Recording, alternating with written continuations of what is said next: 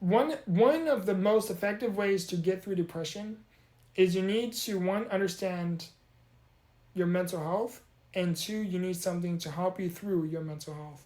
And I learned very early on from someone who was on a psychiatric hold to someone who became a mental health advocate is personal growth is essential for your mental health.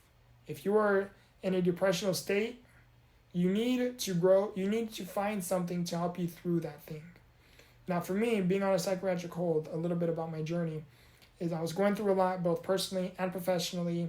If you want to learn more about that process, check out Victortheinspiration.com and look under the blog post 2020 and 2021, where I primarily talked about the beginning stages of it. And I also, too, talked about it in my other blog posts as well. But to learn more about my story and about that process, check out Victortheinspiration.com, where I documented a lot of the process. Back to what I was saying is what helped me get through that mental health crisis being on a psychiatric hold is, one, in the very, very beginning, I was on antidepressants and I was also on other mental health medication that I cannot remember for the life of me, simply because it was very short-lived. What I mean by that is I was taking these medications very temporarily. It was supposed to be more long-term, but there was a divine intervention that kind of happened that I really cannot put into words, where from literally one day to the next, I would call it a miracle, where I went from being on a mental health crisis where I was on a psychiatric hold to being on this medication where there was this divine intervention that happened where I literally woke up one day to the next and I was like, I don't need to be on this medication anymore.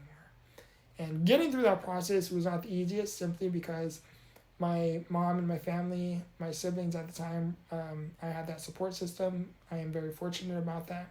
But because they'd seen me going through that, right, they're very concerned, and they wanted to do they were very concerned, and they wanted what was best for me. And at the time, it was me seeking help, which at the time was me being medicated.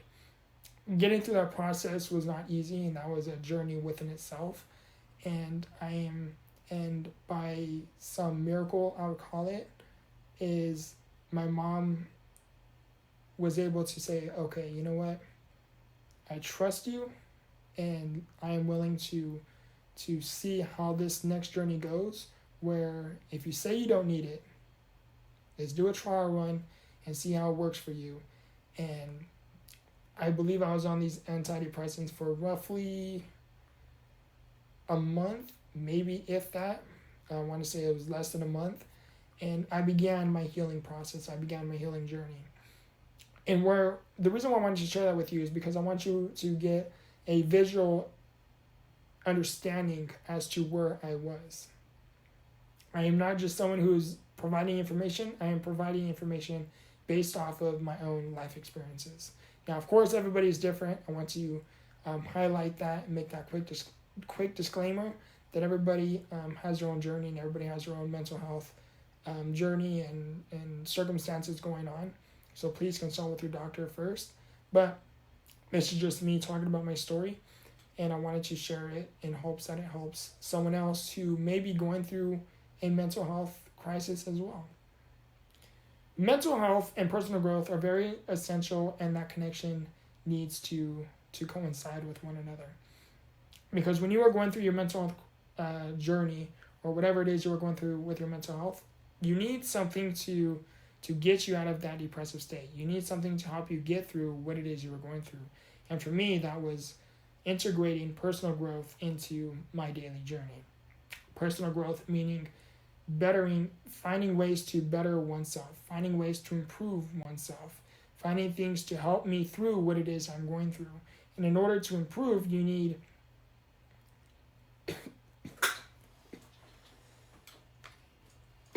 excuse me. Excuse me. Feeling under the weather, so I apologize for my voice in advance. But I want to keep this raw and unedited as much as possible. But you need you need to integrate personal growth with your mental health journey, because personal growth is all about finding ways to improve your finding ways to improve who you are. That is not easy. It's going to be a very hard journey, especially because when you're going through a mental health crisis, what happens? You're struggling as it is, and adding personal growth on top of that, it becomes a more of a can feel like an unbearable journey as well, because you are just adding on what it is you are going through. However, it is very essential that you find the strength, the courage, the faith to integrate personal growth into your journey, because there's some form of information that you don't have that is the reasoning to you being where you are. For me, what I began doing is I began praying. I know if you're not spiritual, I apologize, but this is my journey. I began praying. I began praying for assistance to help me through what it was I was going through. I began praying, having daily gratitude to find the blessings within my everyday life. Despite how my world was looking, I still found a way to have gratitude. I began reading self-help books, personal development books, things that would help elevate my mindset, help me shift my mindset from my current negative state. I began looking up YouTube videos of other people living the lifestyles that I personally wanted to live. By lifestyles, I'm not just talking about the luxurious lifestyles of these people, but I began studying these people, looking up YouTube videos of people who talked about very similar content that I am creating now, which is how to better your mental health, how to improve oneself, how to better your mental health. And I began doing all these different things, and I began taking one step at a time. How can I get rid of one old negative habit and implement a new positive one? And I began finding ways to put one foot in front of the other. I began finding ways to help me through this journey. I had to commit to making daily positive life changes, taking it one step at a time, and I had to put in the effort to help me through that mental chaos that I ultimately had created, that I ultimately was in. And eventually, as you continue to put one foot in front of the other, and you commit to this journey of yours, and you begin to put in the effort necessary, and you begin taking appropriate actions, inching you forward, before you know it, you're going to be so much further than you ever thought you could ever be. Because a journey of 1,000 miles begins with a single step. If you want to elevate your mindset, please check out becomethevictor.com. And if you want to learn more about my own personal story, please go to Victortheinspiration.com. And don't forget to please comment down below if this video brought some form of value to and for you. And don't forget to subscribe, because I am on the road to my first 1,000 subscribers on this channel, which would be a huge milestone for me.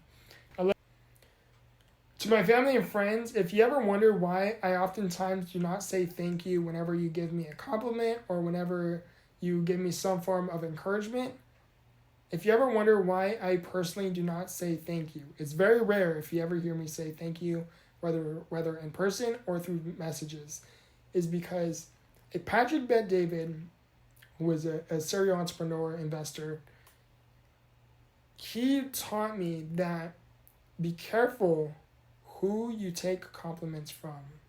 And not only who you take compliments from, but how you absorb these compliments. And let me give you an example. The reason why I personally do not like to say thank you to just anyone, or really not at all, is because for me, I find that it keeps me humbled. And by it keeping me humbled, I mean, for example, me creating this YouTube channel, me creating other YouTube channels, me working on all of my other projects as well, my websites, whatever it is that I do. When you encourage me and tell me congratulations, I will say I appreciate it. I rarely will ever say thank you. And the reason why, and the reason behind it is because I want it to keep me humble in the process. If I say thank you now, am I going to become arrogant? Absolutely not.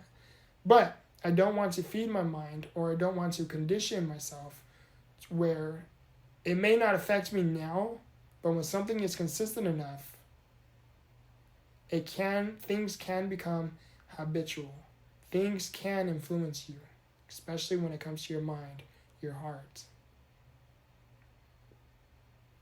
Back to what I was saying about Patrick Bet-David is in one of his keynote speeches, he talked about why he doesn't personally, when he goes home and his wife compliments him or his children compliment him, he doesn't say thank you.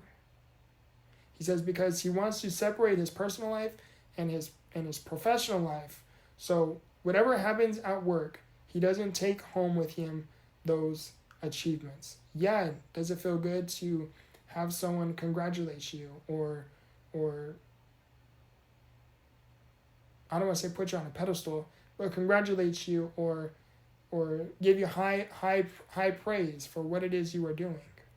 Yeah, it feels good. It feels good with anyone, right? But what doesn't feel good is when you let those achievements get to your head. When you let those achievements begin to influence your mind, the way you think. Marcus Aurelius, I believe it was Marcus Aurelius, don't get me, please don't quote me on this, but I believe it was Marcus Aurelius where every time someone would praise him about his achievements, he hired somebody who would always whisper in the back of his ear, "You are just a man. You are just a man." Whenever people would congratulate him or give him high praise. And it helped Marcus Aurelius be humbled. It kept his heart pure. It kept his mind sharpened. And I wanted to make this video because a lot of the times, for me personally, whether it's with my mom, my siblings, my aunts, family, friends, whoever it may be, even acquaintances, people I don't even know. It could be complete strangers on social media as well, commenting on my page, on my social media pages.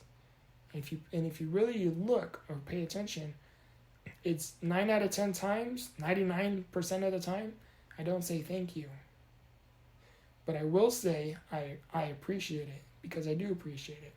And the difference between, for me, is the difference between I appreciate it to thank you is when I say I appreciate it, I'm acknowledging that you are acknowledging my achievements. But when I say thank you, I'm acknowledging that I am not feeling my self-esteem.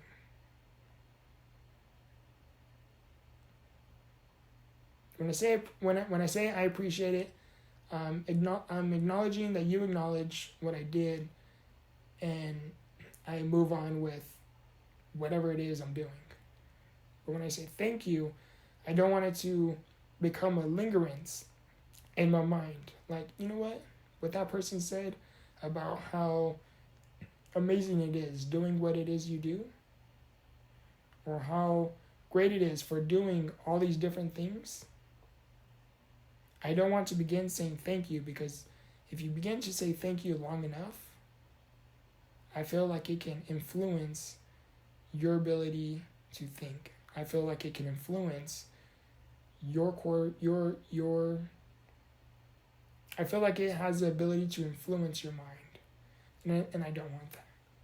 I try my best to stay humbled as much as possible, especially like me being who I am is I want to be known for someone who was humbled, who lived with integrity, who was ambitious. Despite his challenges, he still found a way to keep going. And if I'm able to do these things and more, right, not only am I setting the bar high for anybody who looks up to me for a source of inspiration or motivation, but I inspire others to do the same. Be humble, lead with integrity, help others, smile, acknowledge other people.